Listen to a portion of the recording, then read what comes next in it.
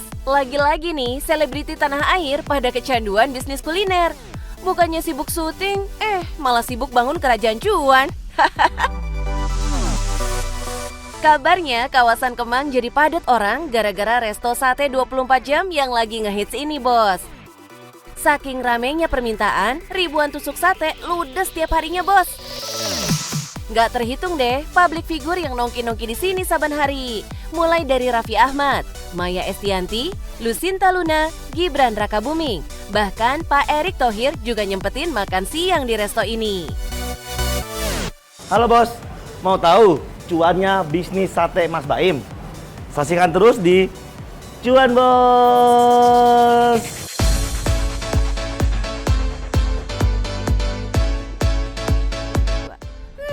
Makin deg-degan karena ownernya adalah pria tampan ini. Di tangan Mas Baim, bisnis sate disulap jadi kekinian dengan konsep lebih unik. Kalau biasanya sate diguyur bumbu di atasnya, di sini tuh bumbunya dicelupin bos. Seru nggak tuh? Basicnya tuh awalnya dari Mas Baim. Mas Baim itu kan asli Purwakarta ya, putra daerah Purwakarta. Awalnya tuh Mas Baim kalau disajiin sate, dia itu nggak pernah diguyur, nggak pernah digitu-gituin. Nah akhirnya tuh dia selalu dicelupin. Tapi kita pakai mangkok waktu itu. Jadi Mas Baim selalu dicelupin ke kecapnya gitu. Nah dari situ saya terinspirasi bahwa wah ini kayak menarik dijadikan konsep. Alah, jeli banget lihat peluang unik dan beda ya bos, buat bikin bisnis baru yang langsung memikat hati pelanggan. Terbukti deh, walau belum genap setahun, bisnis bapak anak dua ini udah hoki banget. Mantap! Resto sate unik ini mampu bersaing dengan sejumlah kafe di Jakarta bos. Bahkan setelah buka di Cinere, sekarang buka cabang lagi di Kemang, Jakarta Selatan. Wow! Khusus yang di Kemang ini bukanya sampai 24 jam loh. Cocok nih jadi opsi buat Ramadan nanti. Bisa nongkrong dari buka sampai sahur. Asyik! Semoga di bulan puasa akan jadi momentum baru di mana kita bisa menyiapkan 200 seat di sini untuk orang bisa booking. Biasanya kan bukber yang paling susah cari yang 200 orang, 100 orang untuk satu kantor. Nah, kita udah menyiapkan 200 seat di Kemang sehingga teman-teman bisa booking makan sate enak di sini. Yes, ini baru namanya manfaatin momen. Kayaknya ini pula nih yang bikin pengunjung terus aja berdatangan. Sesuai dengan namanya, sate celup, menu andalan di resto ini adalah sate yang menggunakan daging khas bagian dalam atau biasa disebut tenderloin. Jadi tekstur dagingnya lebih empuk dan gak alot pas ditarik dari tusukannya. Nah, kalau nggak suka daging sapi, masih bisa pilih sate ayam ya bos. Itu doang? Ya enggak lah, masih ada teman-temannya bos. Ada tongseng tenderloin, nasi goreng, aneka snack, sampai pastry ada semua bos. Kita yang the best sellernya nomor satu pasti sate tenderloin, pakai lemak. Tapi nggak usah khawatir, sate tenderloin kita itu 10 tusuknya itu total 150 gram daging tenderloin. Jadi mbak sama aja kayak makan steak, cuma kita satein. Nomor 2-nya kita ada sate ayam. Sate ayam ini kita buat yang suka rempah. Jadi kita kombinasi, kalau sate tenderloin ini base-nya manis-manis rempah. Tapi kalau yang ayam, kita memang rempahnya lebih strong. Gimana bos? Rasanya wena, harganya terjangkau, start from 10 ribuan aja. Double killer nggak tuh? Next, kalau udah puas ngicip makanannya, kita jajal aneka minuman segernya yuk. Ada aneka teh, kopi, jus, wedang uwu, dan masih banyak lagi. Pantes aja sampai viral. Sederet selebriti tanah air, mulai Raffi Ahmad, Lucinta Luna, sampai sekelas Gibran Rakabuming juga ikutan mampir sekalian jajan di sini. Kalau segini hebohnya, makin penasaran kali kita sama omsetnya. Spill dong Pak Hendra. Oke, omset kita tuh rata-rata di 400 sampai 650 juta. Fix bikin cry nih bos. Lebih dari 1,5 miliar ini namanya. Mantap. Tapi inilah hasil dari marketing jos yang dilakukan ngegas di berbagai platform media sosial. Aneka konten dibikin sama tim promonya Mas Baim, biar netizen tergoda pengen mampir melipir ke sini. Tapi nggak cuma jago promo bos, yang namanya pengusaha mah kudu siap menghadapi pertarungan sengit dunia usaha. Nggak sekali dua kali loh Pak Hendra dan Mas Baim nyut-nyutan kepala. Kesusahan dalam mengatur sebuah SOP operation. Kadang namanya operasional baru itu biasanya masih trial and error. Kan kita kan baru pertama kali buka nih. Jadi kita mencari tahu best practice mana yang cocok dengan konsep kita. Yang kedua, kesulitannya adalah dari sisi supplier daging. Jadi ketika lagi ke permintaan tinggi, terkadang supply-nya suka susah dan kosong. Tuh bos, bisnis ini sudah membuktikan. Jadikan semua masalah sebagai pemicu perkembangan bisnis. Dan jangan lupa kelola dengan serius. So, siapa takut bangun bisnis dari produk yang kelihatannya biasa banget. Dengan kreativitas, sentuhan strategi bisnis, dan konsep yang lain daripada yang lain, dijamin deh cuan bakal datang tanpa batas, bos. Halo bos, pengen bisnisnya cuan dan banyak didatengin orang? Ciptakan produk yang enak, unik, dengan konsep yang tepat. Sehingga teman-teman bisa selalu cuan, bos. Salam cuan.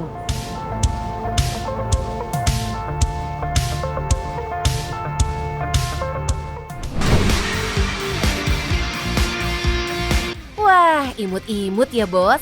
Pas banget kalau digenggam di tangan.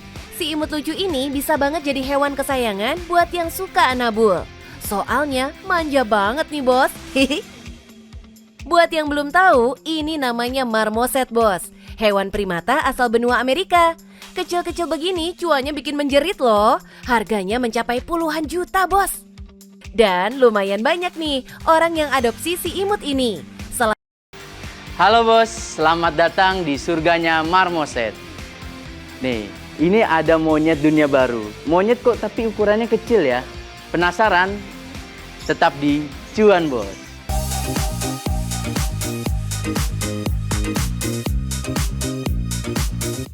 Ini dia bos, si marmoset. Hewan satu ini emang masih sebangsa monyet atau primata ya, tapi punya ukuran lebih mungil. Kerjanya menggeleot di tangan atau bahu bos, sebagai bentuk sayangnya nih. Hewan ini di Indonesia termasuk hewan yang tidak dilindungi, jadi masih aman kalau mau dipelihara bos. Untuk hewan ini, status konservasinya itu resiko rendah. Jadi tidak dilindungi ya di negara kita. Ukurannya paling cuma 35 cm aja bos. Jadi emang gak makan space yang besar buat memelihara si marmoset ini. Dan gampang buat dibawa kemana-mana nih. Dia ukuran badannya sebenarnya nggak nyampe 20 cm. Tapi kalau total seluruh badan sampai ekor itu kurang lebih 30 sampai 35. Buat perawatannya juga nggak susah kok bos. Cukup dibersihkan dengan tisu basah aja. Tapi kalau mau dimandiin boleh juga bos. Oke bos, jadi dia nggak perlu mandi setiap hari karena dia juga menggunakan baunya sebagai komunikasi, begitu, dan penandaan wilayahnya dia. Untuk pakannya juga nggak sulit kok bos. Ada serangga yang bisa jadi sumber proteinnya, bubur bayi maupun buah-buahan yang jadi snack si marmoset. Lucu banget ya bos, bisa makan sendiri. Pakannya emang kudu diperhatiin banget bos, karena kalau ada masalah dengan pencernaannya, bikin si mungil ini mati. Selain itu, karena marmoset masuk jenis hewan primata, ada baiknya saat kita sakit tidak berdekatan dengannya. Kasian si marmoset, bisa tertular kita bos. Buat yang mau mengadopsinya, kudu siap merogoh kocek dalam-dalam. Jenis termurah dari si marmoset ini, harganya 45 juta rupiah bos. Yang jenis common marmoset. Kalau jenis lain bisa di atasnya bos, bahkan bisa tembus miliaran. Wadaw. Untuk harga jual marmoset jenis ini dimulai dari sekitar 45 juta saja. Karena memang masih jarang dan juga relatif memang pasarannya pun masih pasaran globalnya masih tinggi gitu. Gila. Kecil-kecil cabai rawit nih. Umurnya bisa mencapai 20 tahun, bos.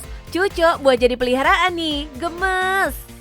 Buat yang mau adopsi, Mas Naufal menyarankan untuk mengambilnya dari penangkaran hewan yang terpercaya ya, bos.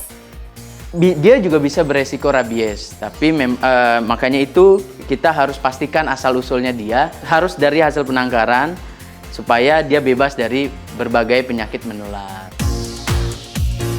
Jadi adopsinya sama yang pasti-pasti aja tuh bos, jangan sembarangan ya bos. Kebayang ya kalau ada yang adopsi 3 marmoset dalam sebulan, ratusan juta aman di kantong. Wow, sungkem deh Mas Naufal.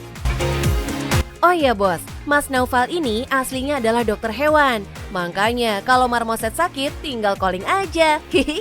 Kecintaannya pada marmoset ini sebenarnya tidak sengaja ya bos, karena kedua orang tuanya. Sebenarnya awalnya tuh nggak sengaja. Jadi orang tua itu lagi ke tempat penangkaran hewan. Dia nggak tahu kalau hewan ini harganya mahal. Dia bawa pulang aja. Tiba-tiba tagihannya lumayan besar. Terus beriringnya waktu, kita semakin suka, jadi semakin nambah banyak. Akhirnya kita putuskan untuk menangkarkan monyet-monyet kecil ini atau monyet dunia baru di tempat kami. Dari sanalah, Mas Naufal mempelajari marmoset dan sukses menangkarkan si marmoset ini setelah 2 tahun memeliharanya. Orang yang mau mengadopsinya pun berdatangan dari berbagai penjuru. Ada yang dari Jakarta, Jawa Barat, sampai Jawa Timur. Cakep deh.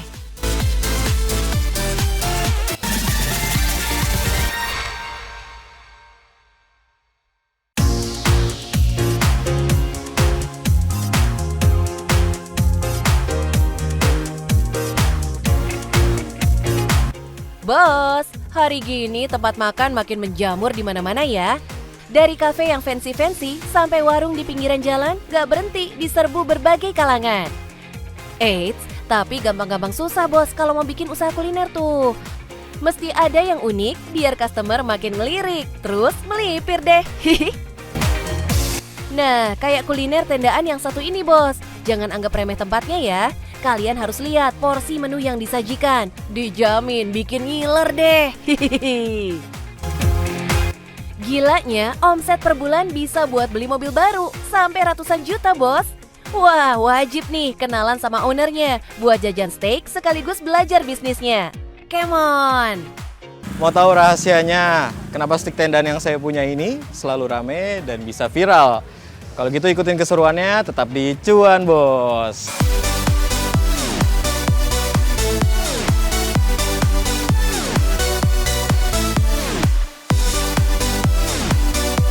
Ini dia nih, kedai steak tendaan yang lagi viral gara-gara menunya extraordinary bos. Kalau biasanya steak disajikan sesuai porsi ideal makan, di sini tuh pakainya platter atau piring besar yang isinya full kayak begini. Fix nih, auto gagal diet. Yang kayak begini nih bakal jadi magnet buat para influencer dan food vlogger. Pantes aja, si steak seksi ini sering banget seliweran di medsos kita bos. Hasilnya penjualan offline-nya ngacir banget bos. Pertama, kita selalu yang penting mempertahankan dan meningkatkan dari segi kualitas makanan serta pelayanan gitu. Walaupun mungkin kita kan baru ya Mbak, jadi memang masih banyak juga yang ada yang komplain dan lain-lain, itu kita open banget. Jadi setiap komplainan orang kita perbaiki sehingga selalu ada inovasi.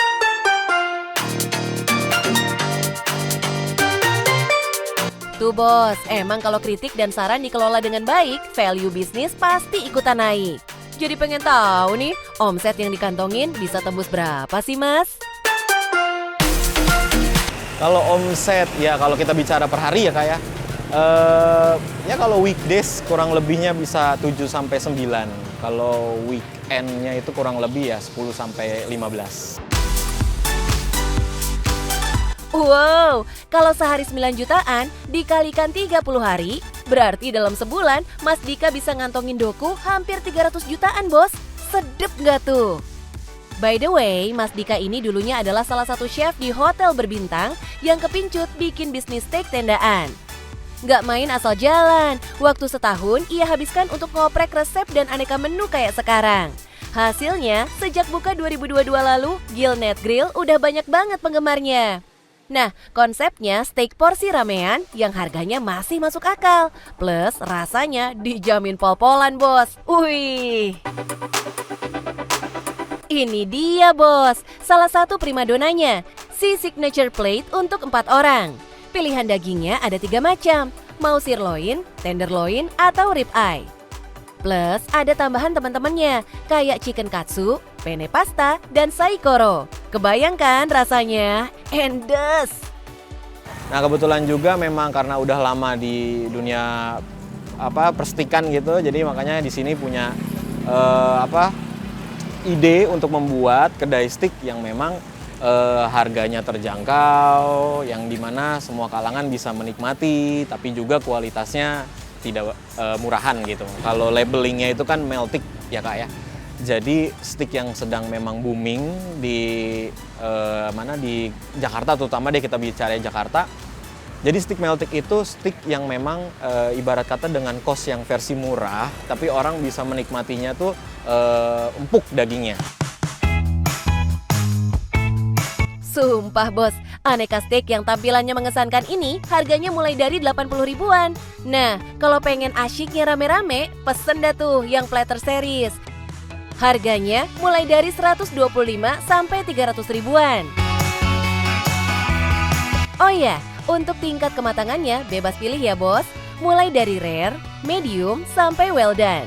Kerennya lagi, semua daging di sini tuh adalah daging import berkualitas yang tekstur dagingnya udah pasti lembut dan emang pas banget dijadiin steak.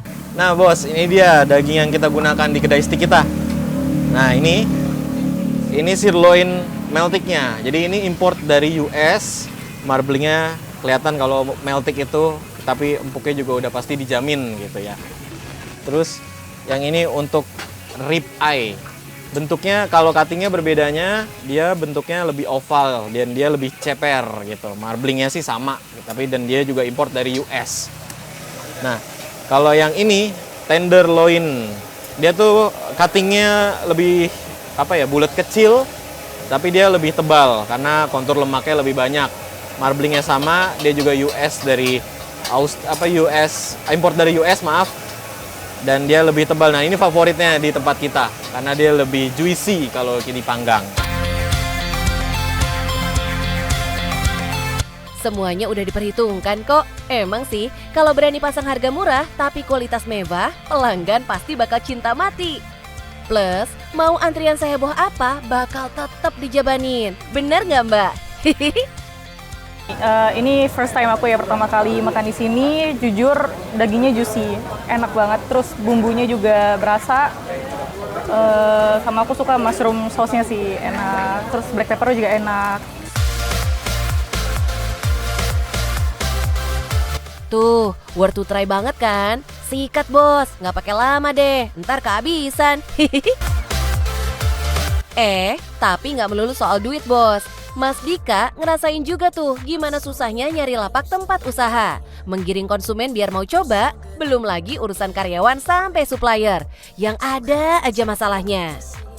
Karena memang dulu sebelum di sini justru malah saya buka itu di Cibubur dan itu gagal. Ya itu udah berjalan hanya 6-7 bulan kita gagal. Itu di faktor besarnya itu karena mungkin areanya ya yang kurang bagus gitu. Dan juga pada saat kita pindah ke sini itu nggak langsung rame gitu, nggak juga. Nah kendala terbesar kita itu adalah SDM pada saat itu. Karena susah sekali mendapatkan SDM yang ibarat kata mau diajak struggle gitu. Dari segi mental, fisiknya, dan juga ya banyak yang ya hanya nyoba sekali 2 kali, habis itu pergi. Duh, emang ya, jadi pengusaha kudu punya stok sabar segudang. Mental juga kudu sekuat beton bertulang. Kalau enggak, ya bisnis bakal melempem. Terus lama-lama mati ditinggal zaman. Amit-amit ya bos. Nah bos, kalau untuk usaha itu pasti akan ada up and down-nya. Nah yang paling penting tetap semangat dan terus berjuang. Dan yang terakhir, yang penting cuan bos.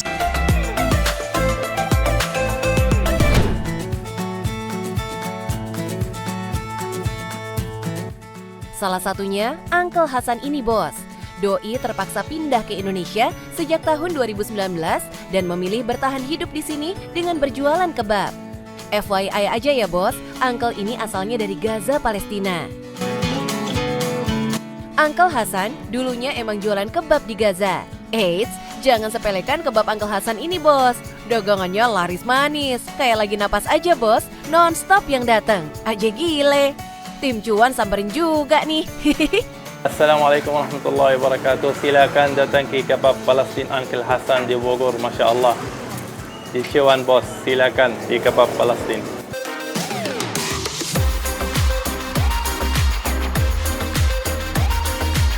Meski lokasinya kecil begini bos, yang beli rame terus.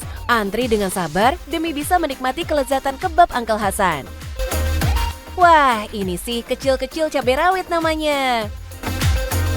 Gimana nggak tergiur ya kalau isian kebabnya emang pakai full daging. Pilihan dagingnya ada ayam, sapi, dan kambing bos.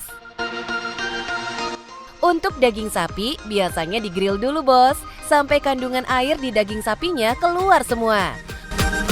Tujuannya biar bumbu bisa lebih meresap ke daging. Setelah itu baru diberi bumbu rempah khas Palestina. Ya, kita pakai daging sapi, daging khas dalam. Daging tenderloin, jadi beda. Makanya daging kebabnya lebih smoky dan juicy. Biar lebih harum dan lazis, Uncle nggak lupa menambahkan bawang bombay bos. Berbeda, kita pakai bawang bombay sama bumbu. Bumbu kita beda sama daging. Biar makin mantap aduhai nih makan si kebab, Uncle Hassan juga nambahin kentang goreng yang bikin kebab jadi lebih gurih endolita saat dikunyah. Asli, auto kenyang nih bos abis makan kebab Uncle Hassan. Soal bumbu kebab, tenang, pastinya udah disesuaikan dengan lidah orang Indonesia bos. Rasanya kita juga kita ganti sedikit karena kalau rasa Palestin dia asam pedas. Kalau orang sini nggak suka asam, suka pedas manis. Jadi ganti sedikit, lepas tu mayo juicy.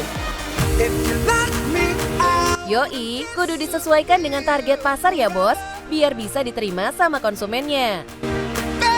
Uncle sendiri butuh uji coba sekitar 6 bulan loh bos, untuk dapetin rasa yang sesuai sama lidah orang Indonesia. Karena awalnya kebab Uncle Hassan ini nyaris nggak laku. Pertama 1 minggu, 1 bulan, kadang jual 1 porsi, 2 porsi, kadang nggak jual.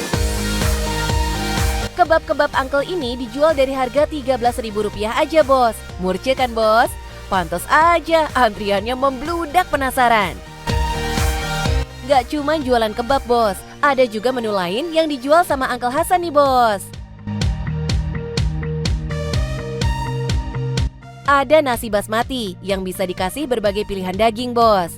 Eits, nasi basmati ini berbeda dengan nasi kebuli ya, meski sama-sama menggunakan beras basmati. Secara bumbu rasanya nggak sekuat nasi kebuli bos. Jadi yang nggak gitu suka dengan perbumbuan yang strong bisa banget cobain ini bos. Harganya juga mulai dari Rp20.000 aja.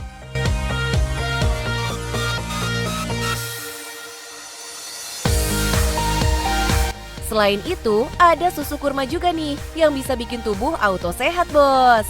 Wajar aja bos banyak pelanggannya yang repeat order. Seperti Tania yang udah beberapa kali beli kebabnya Uncle Hassan karena kepincut sama lezatnya masakan Uncle. Enak banget sih, soalnya beda. Dia dalamnya ada kentang juga, terus sausnya juga beda sama yang lain. Ini banyak banget sih, enak titipan temen juga sih, jadinya sekali main borong aja biar nggak bolak-balik. Lazis, bisnisnya lancar jaya nih Uncle. Kira-kira berapa ya cuannya dari bisnis ini? Let's say, dalam sebulan ada 4.000 pembeli nih bos, yang beli kebab dengan harga Rp13.000 aja. Maka dalam sebulan, omset kotor Uncle Hassan adalah Rp52 juta bos. Jos nggak tuh cuannya? Meskipun udah bisa berdiri di Indonesia, tapi Uncle tetap masih memikirkan saudara-saudaranya yang berada di Palestina.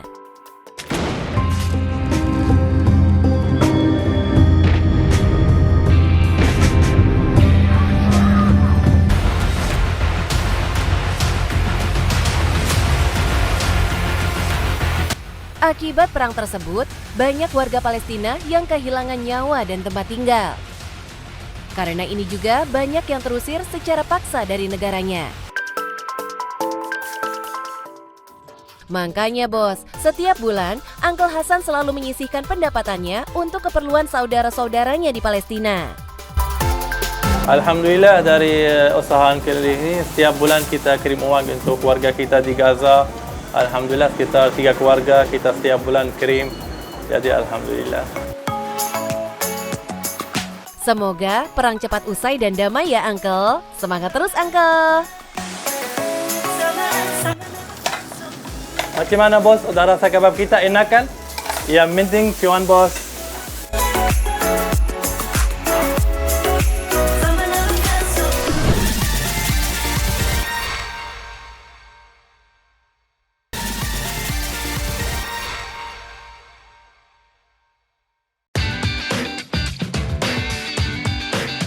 Bos, nggak kerasa, sebentar lagi bulan Ramadan ya. Bulan yang penuh berkah buat semua orang, termasuk buat para pengusaha nih bos. Dikarenakan meningkatnya aktivitas jual beli masyarakat.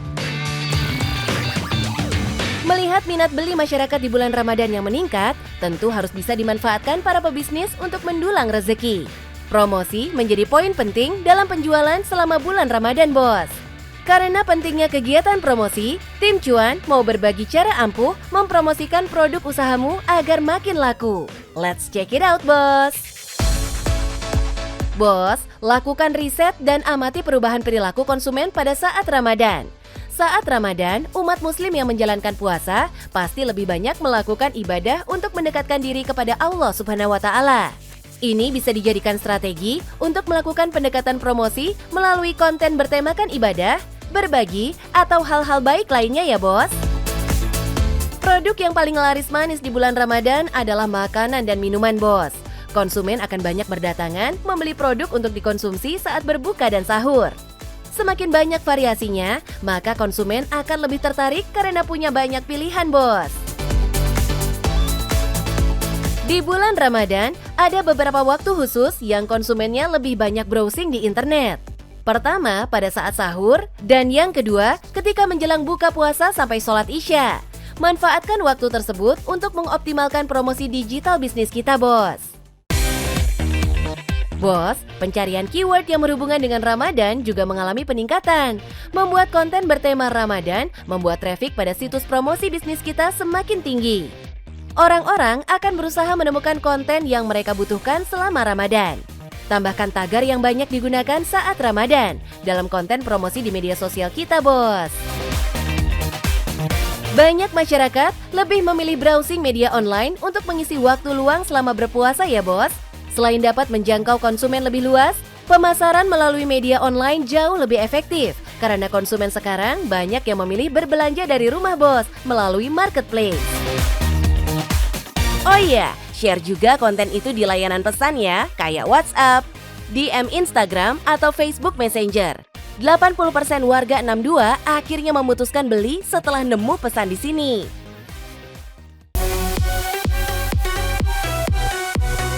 Apalagi pas Ramadan begini, ada hasil risetnya YouGov nih yang menemukan tren konsumen yang bisa kita pakai buat memaksimalkan bisnis kita.